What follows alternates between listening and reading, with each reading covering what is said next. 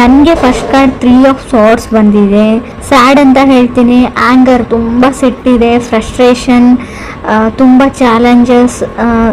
ನಿಮಗೆ ತುಂಬ ತಾಳ್ಮೆಯ ಅಗತ್ಯ ಇದೆ, ನೀಡ್ ಮೋರ್ ಪೇಷನ್ಸ್ ಅಂತ ಕಾರ್ಡ್ ಹೇಳ್ತಾ ಇದೆ. 3 ಆಫ್ ಸಾರ್ಟ್ಸ್ ಬ್ರೇಕಪ್ ಅಂತ ಹೇಳ್ತೀವಿ. ಸೊ ಯಾವ ಥರ ಬ್ರೇಕಪ್ ಅಂದರೆ, ನಾನು ಸ್ಪೆಷಲಿ 5 ಆಫ್ ಸಾರ್ಟ್ಸ್ ಅಥವಾ 7 ಆಫ್ ಸಾರ್ಟ್ಸ್ ಬಂದಿದ್ದರೆ ನಿಮಗೆ ವಿಷಯ ಗೊತ್ತಾಗಿರುತ್ತೆ, ಅವ್ರು ಮೋಸ್ಕರ ಅಂತ ಬ್ರೇಕಪ್ ಮಾಡ್ಕೊಂಡಿದ್ದೀರಾ ಅಂತ ಹೇಳ್ಬೋದು. 3 ಆಫ್ ಸಾರ್ಟ್ಸ್ ಇಲ್ಲದೆ ಇರೋ ವಿಷಯಕ್ಕೆ ಅಥವಾ ಥರ್ಡ್ ಪರ್ಸನ್, ಯಾರೋ ಮೂರನೇ ವ್ಯಕ್ತಿ ನಿಮ್ಮಿಬ್ಬರ ಮಧ್ಯೆ ತಂದಿಡ್ತಾ ಇದ್ದಾರೆ. ಆಲ್ರೆಡಿ ಮ್ಯಾರಿಡ್ ಆಗಿದ್ರೆ ಫ್ಯಾಮಿಲಿ ಮೆಂಬರ್ಸ್, ರಿಲೇಟಿವ್ಸ್, ಅಥವಾ ನಿಮ್ಮ ಮನೆಯಲ್ಲೋ ಅಥವಾ ಅವ್ರ ಮನೆಯಲ್ಲೋ ನೀವಿಬ್ಬರು ಚೆನ್ನಾಗಿರೋದನ್ನ ಅವ್ರಿಗೆ ನೋಡೋಕ್ಕಾಗಲ್ಲ ಅಂತ ಕಾರ್ಡ್ ಕ್ಲಿಯರ್ ಆಗಿ ಹೇಳ್ತಾ ಇದೆ ಅವ್ರಿಗೆ. ನಿಮಗೆ ಬೇರೆಯವ್ರ ಮಾತನ್ನ ಕೇಳೋದನ್ನು ಬಿಟ್ಬಿಡಿ. ನಿಮಗೆ ಆ ವ್ಯಕ್ತಿನ ಕಂಡ್ರೆ ಇಷ್ಟ ಇದೆಯೋ ಇಲ್ವೋ ಅದ್ರ ಬಗ್ಗೆ ಅಷ್ಟೇ ಯೋಚನೆ ಮಾಡಿ ಅಂತ ನಾನು ಹೇಳ್ತೀನಿ. Second card 7 of cups. So ನಿಮಗೆ ಅರ್ಥ ಆಗ್ತಾ ಇಲ್ಲ ಆ ವ್ಯಕ್ತಿ ಎಷ್ಟು ಸುಳ್ಳು ಹೇಳ್ತಾರೆ, ಒಬ್ಬ ವ್ಯಕ್ತಿ ಎಷ್ಟು ಸುಳ್ಳು ಹೇಳೋಕ್ಕೆ ಸಾಧ್ಯ ಅಂತ. ತುಂಬ ಎಕ್ಸ್ಕ್ಯೂಸಸ್ ಮಾಡ್ತಾರೆ, ತುಂಬ ಸುಳ್ಳು ಹೇಳ್ತಾರೆ, ಮತ್ತು ಅದನ್ನು ಮುಚ್ಚಾಕೋಕ್ಕೆ ಪ್ರಯತ್ನನೂ ಪಡ್ತಾರೆ. ತುಂಬ ಕ್ಯಾನ್ಸಲೇಷನ್ಸ್ ಅಂತ ಹೇಳ್ತೀನಿ. ತುಂಬ ಅವ್ರ ಮೈಂಡ್ ಕಾನ್ಸ್ಟೆಂಟ್ ಆಗಿರಲ್ಲ, ಅಥವಾ ನಿಮ್ಮದು ಕೂಡ ಆಗಿರ್ಬೋದು ಅಥವಾ ಅದರ್ ಪರ್ಸನ್ದು. ಸಡನ್ ಚೇಂಜಸ್, ಹಾಲಿಡೇ ಪ್ಲ್ಯಾನ್ ಮಾಡ್ತೀರಾ, ಕ್ಯಾನ್ಸಲ್ ಮಾಡ್ತೀರಾ, ಫಿಲ್ಮ್ ಪ್ಲ್ಯಾನ್ ಮಾಡ್ತೀರಾ, ಕ್ಯಾನ್ಸಲ್ ಮಾಡ್ತೀರಾ, ಹೊರಗಡೆ ಹೋಗಬೇಕು ಅಂತ ಅಂದ್ಕೊಡ್ತೀರಾ. Keep changing. ಅವ್ರ ಮೈಂಡೇ ಕಾನ್ಸ್ಟೆಂಟ್ ಆಗಿಲ್ಲ ಅಂತ ಹೇಳುತ್ತೆ, ಅಥವಾ ನಿಮ್ಮ ಮೈಂಡ್ ಕಾನ್ಸ್ಟೆಂಟ್ ಆಗಿಲ್ಲೋ ಗೊತ್ತಿಲ್ಲ. ತುಂಬ ಫ್ರಸ್ಟ್ರೇಷನ್, ತುಂಬ ಏನು ಹೇಳ್ತೀರಿ, ನನ್ನನ್ನು ಕಂಡ್ರೆ ನನಗೆ ಆಗಲ್ಲ ಅನ್ನೋ ರೇಂಜಲ್ಲಿ ಫ್ರಸ್ಟ್ರೇಷನ್ ಇದೆ ನಿಮಗೆ. ಥರ್ಡ್ ಕಾರ್ಡ್ ನನಗೆ 5 ಆಫ್ ವಾಂಡ್ಸ್ ಬಂದಿದೆ. ಅವಾಯ್ಡೆನ್ಸ್ ಅಂತ ಹೇಳ್ತೀನಿ. ನೀವು ಅವ್ರನ್ನ ಅವಾಯ್ಡ್ ಮಾಡ್ತಾ ಇದ್ದೀರೋ ಅಥವಾ ಅದರ್ ಪರ್ಸನ್ ನಿಮ್ಮನ್ನ ಅವಾಯ್ಡ್ ಮಾಡ್ತಾ ಇದ್ದಾರೋ, ಈ ವಿಷಯದ ಬಗ್ಗೆ ನಂಗೆ ಮಾತಾಡೋದೇ ಇಲ್ಲ ಅಂತ ಡಿಸೈಡ್ ಮಾಡಿದ್ದೀರಾ. ಬಟ್ ನಾನು ಸಿಚುವೇಶನ್ನ ಫೇಸ್ ಮಾಡಿ ಕಮ್ಯುನಿಕೇಷನ್ ಮಾಡೋಕ್ಕೆ ಟ್ರೈ ಮಾಡಿ ಅಂತ ಹೇಳ್ತೀನಿ. ಬಟ್ ನೀವು ಯಾವಾಗ ಕಮ್ಯುನಿಕೇಷನ್ ಮಾಡಿದರೂ ಸಫರ್ ಆಗ್ತೀರಾ ಅಂತ ಕೂಡ ಹೇಳುತ್ತೆ. ಸೊ ಏನು ಬರುತ್ತೆ ಅದನ್ನು ಆಕ್ಸೆಪ್ಟ್ ಮಾಡ್ಕೊಂಡು ಹೋಗಿ ಅಂತ ಹೇಳ್ತೀನಿ. ಸೊ ಮೇ ಬಿ 5 ಆಫ್ ವಾಂಡ್ಸ್ನು ಸಪ್ರೇಷನ್ನ ರೀಪ್ರೆಸೆಂಟ್ ಮಾಡುತ್ತೆ. ಸೊ ಡೆಸ್ಟಿನಿ ಅದು ಏನಾಗಬೇಕು ಅಂತ ಇರುತ್ತೆ ಅದು ಹಾಗೇ ಆಗುತ್ತೆ. ಸೊ ನೀವು ಜೊತೆಗಿರಬೇಕು ಅಂತ ಇದ್ದರೆ ಎಷ್ಟೇ ಜಗಳ ಆಡಲಿ, ಎಷ್ಟೇ ದಿನ ದೂರ ಇದ್ದರೂ ಕೂಡ ಖಂಡಿತವಾಗ್ಲೂ ಮತ್ತೆ ನೀವು ಸೇರ್ತೀರಾ ಅಂತ ನಾನು ಹೇಳ್ತೀನಿ. ಫೋರ್ತ್ ಕಾರ್ಡ್ ನನಗೆ 4 ಆಫ್ ವಾಂಡ್ಸ್ ಬಂದಿದೆ. 4 ಆಫ್ ವಾಂಡ್ಸ್ ಮ್ಯಾರೇಜ್, ಮದುವೆ ಫಿಕ್ಸ್ ಆಗೋದನ್ನು ಹೇಳುತ್ತೆ. ಸೊ 4 ಆಫ್ ವಾಂಡ್ಸ್ ಇರೋದ್ರಿಂದ ನೀವು ಸದ್ಯಕ್ಕೆ ದೂರ ಆಗಿರ್ಬೋದು, ಜಗಳ ಆಡಿ ಮತ್ತೆ ನೀವು ಪ್ಯಾಚಪ್ ಆಗಿ ಒಂದಾಗ್ತೀರಾ ಅಂತ 4 ಆಫ್ ವಾಂಡ್ಸ್ ಹೇಳ್ತಾ ಇದೆ. So pushing to the end ಅಂತ ಹೇಳಿ ಬಾಟಮ್ವರೆಗೂ ಪುಷ್ ಮಾಡ್ತಾರೆ, ಅವ್ರು ಟ್ರಿಗರ್ ಮಾಡ್ತಾರೆ ಅದರ್ ಪರ್ಸನ್, ಅಥವಾ ನೀವು ಅದರ್ ಪರ್ಸನ್ನ ಟ್ರಿಗರ್ ಮಾಡ್ತಾ ಇರ್ಬೋದು ಅಂತ ಹೇಳುತ್ತೆ. 5th ಕಾರ್ಡ್ ಲವರ್ಸ್ ಕಾರ್ಡ್ ಇದೆ. ಲವರ್ಸ್ ಕಾರ್ಡ್ ಆ್ಯಕ್ಷನ್ ಮ್ಯಾಟರ್ಸ್ ಅಂತ ಹೇಳುತ್ತೆ. ನೆಕ್ಸ್ಟ್ ಕಪಲ್ ಆಫ್ ವೀಕ್ಸಲ್ಲಿ ತುಂಬಾ ಜಗಳಗಳಾಗ್ಬೋದು, ತುಂಬಾ ಸಾರಿ ಇರ್ಬೋದು, ಫರ್ಗಿವ್ನೆಸ್ ಇರಲಿ ನಿಮ್ಮ ಹತ್ರ ಅಂತ ಹೇಳ್ತೀನಿ. ಏನೇ ಆಗಿದ್ರು ಅವ್ರನ್ನ ಕ್ಷಮಿಸ್ಬಿಡಿ ಅಂತ ಕಾರ್ಡ್ ಹೇಳ್ತಾ ಇದೆ. ಸೊ ಇದರಿಂದ ನಿಮ್ಮ ರಿಲೇಷನ್ಶಿಪ್ ಉಳಿಯುತ್ತೆ. ಫ್ಯೂಚರ್ ಚೆನ್ನಾಗಿದೆ, ಬಟ್ ಸದ್ಯಕ್ಕೆ ಇದು ಸೈಕಲ್ ಥರ ಈಗ ಮತ್ತೆ ಜಗಳ ಆಗಿದೆ ಮುಂದೆ ಆಗಲ್ಲ ಅಂತ ಹೇಳಲ್ಲ, ಮತ್ತೆ ಜಗಳಗಳು ಆಗ್ತಾನೇ ಇರುತ್ತೆ. ಬಟ್ ನಿಮ್ಮ ಹತ್ರ ಇದೆ ಪೇಷನ್ಸ್ ಇಸ್ ಎ ಕೀ ಅಂತ ಹೇಳ್ತೀನಿ. ಎಷ್ಟು ನಿಮ್ಮ ಹತ್ರ ತಾಳ್ಮೆ ಇರುತ್ತೆ ಅಷ್ಟು ವರ್ಕ್ ಆಗುತ್ತೆ ಅಂತ ನಾನು ಹೇಳ್ಬೋದು. 6th ಕಾರ್ಡ್ ಸ್ಟಾರ್ ಕಾರ್ಡ್ ಬಂದಿದೆ. ಸಫರಿಂಗ್ ಮ್ಯಾರೇಜ್ ಅಂತ ಹೇಳುತ್ತೆ ಆ್ಯಂಡ್ ರಿಲೇಷನ್ಶಿಪ್ ಅಂತ ಕೂಡ ಹೇಳ್ತೀನಿ.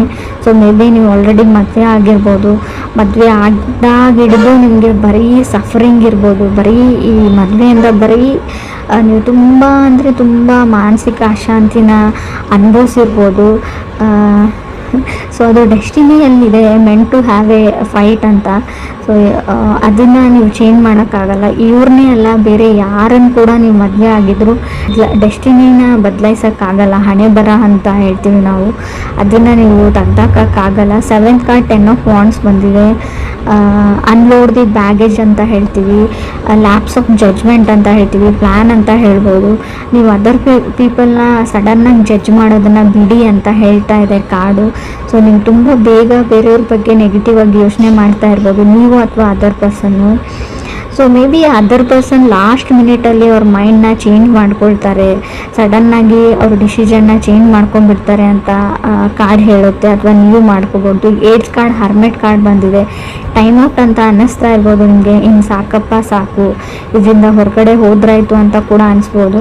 ಬಟ್ ತಾಳ್ಮೆ ಇರಲಿ ಅಂತಲೇ ಕಾರ್ಡ್ ಹೇಳ್ತಾ ಇರೋದು. ನೀವು ಕನೆಕ್ಟ್ ಆಗಿರೋ ವ್ಯಕ್ತಿ ಏನು ತುಂಬ ಕೆಟ್ಟ ವ್ಯಕ್ತಿ ಅಲ್ಲ, ಅವ್ರು ತುಂಬ ಒಳ್ಳೆಯವರು. ಸೊ ಸಿಚುವೇಶನ್ನು, ಈ ಪ್ಲ್ಯಾನೆಟ್ ರೆಸ್ಟ್ರೋಗೇಷನು, ಅವ್ರ ಚಾರ್ಟಲ್ಲಿರೋ ಗ್ರಹಗಳು, ಹೇಳ್ತೀವಲ್ವ ಅವ್ರ ಡೆಸ್ಟಿನಿ, ಸೊ ಆ ಥರ ಮಾಡಿಸ್ತಾ ಇರುತ್ತೆ. ಅವ್ರು ಮಾಡ್ತಾ ಇರಲ್ಲ. ಬಟ್ ಕೆಲವ್ರಿಗೆ ನಿಮ್ಮನ್ನು ಸಹಿಸ್ಕೊಳ್ಳೋಕ್ಕಾಗಲ್ಲ. ಸ್ವಲ್ಪ ದೃಷ್ಟಿ ದೋಷ ಅಂತ ಹೇಳ್ತೀವಿ, ಆದಷ್ಟು ಅದನ್ನು ನಿವಾರಣೆ ಮಾಡ್ಕೊಳ್ಳಿ ಅಂತ ಹೇಳ್ಬೋದು. ಹರ್ಮೆಟ್ ಕಾರ್ಡ್, ಸೋಲ್ ಸರ್ಚಿಂಗ್.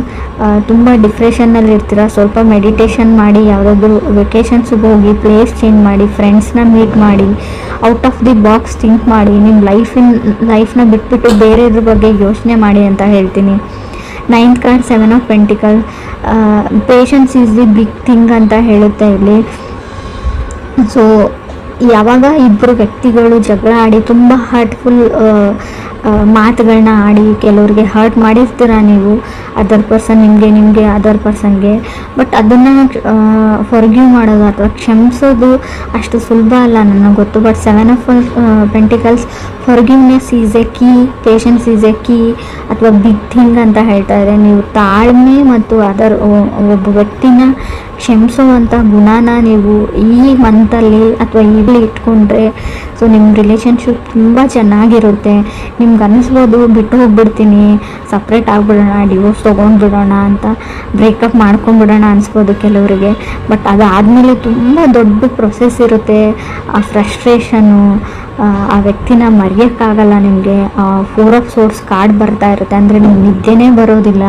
ಆ ಹಳೆ ನೆನಪುಗಳು, ಮೆಮೊರೀಸು, ಅದರಿಂದ ಹೊರಗಡೆ ಬರೋದು ಅಷ್ಟೊಂದು ಸುಲಭ ಅಲ್ಲ. ಇದನ್ನು ಅನುಭವಿಸಿದವ್ರಿಗೆ ಅಷ್ಟೇ ಗೊತ್ತಿರುತ್ತೆ. ನಿಮಗೆ ಈಸಿ ಅಂತ ಅನ್ನಿಸ್ಬೋದು, ಬರೀ ಮಾತಲ್ಲಿ ಅನಿಸುತ್ತೆ. ಅದನ್ನು ನೀವು ಟ್ರೈ ಮಾಡಿದರೆ ತುಂಬ ಸಫರ್ ಆಗ್ತೀರಾ ಅಂತಲೂ ಕಾರ್ಡಲ್ಲಿ ಹೇಳ್ತಾ ಇದೆ. 10th ಕಾರ್ಡ್ ನನಗೆ 10 ಆಫ್ ಸಾರ್ಡ್ಸ್ ಬಂದಿದೆ. ನೀವು ಕ್ಷಮಿಸಿದರೆ ನಿಮ್ಮ ಲೈಫು ತುಂಬಾ ಅಂದರೆ ತುಂಬ ಚೇಂಜ್ ಆಗುತ್ತೆ. ನಾನು ಯಾವ ಥರ ಹೇಳ್ಬೇಕು ಗೊತ್ತಾಗ್ತಾ ಇಲ್ಲ. ಸ್ವಲ್ಪ ಕ್ಷಮೆ ಇರಲಿ ಅಂತ ಹೇಳ್ತೀನಿ.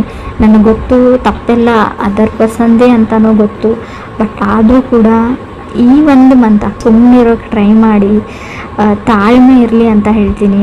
10 ಆಫ್ ಸೋರ್ಡ್ಸ್ ಇರೋದ್ರಿಂದ ತುಂಬ ಜಗಳ, ಫ್ರಸ್ಟ್ರೇಷನ್ ಇಲ್ಲದೆ ಇರೋದನ್ನು ಅವ್ರ ಫ್ಯಾಮ್ಲಿ ಮೆಂಬರ್ಸ್ ಹೇಳ್ಬೋದು, ನಿಮ್ಮ ಫ್ಯಾಮ್ಲಿ ಮೆಂಬರ್ಸ್ ಹೇಳ್ಬೋದು.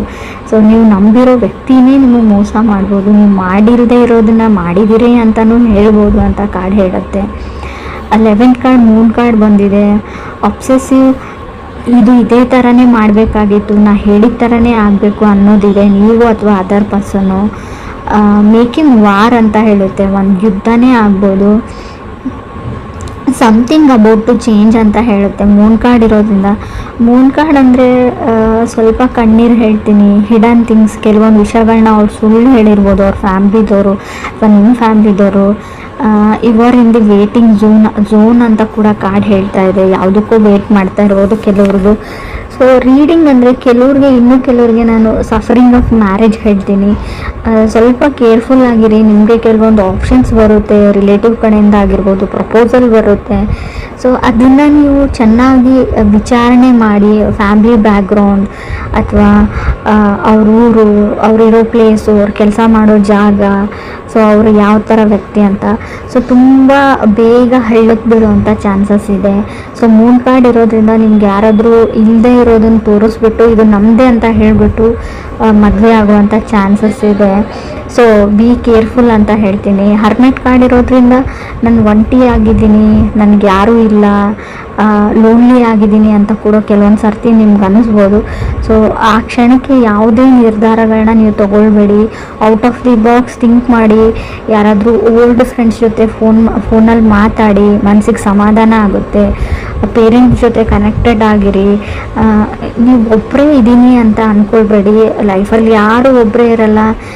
ಎಲ್ರಿಗೂ ಅವ್ರ ಫ್ಯಾಮಿಲಿ ಮೆಂಬರ್ಸ್ ಇರ್ತಾರೆ, ಎಲ್ರಿಗೂ ಅವ್ರ ಫ್ರೆಂಡ್ಸ್ ಇರ್ತಾರೆ.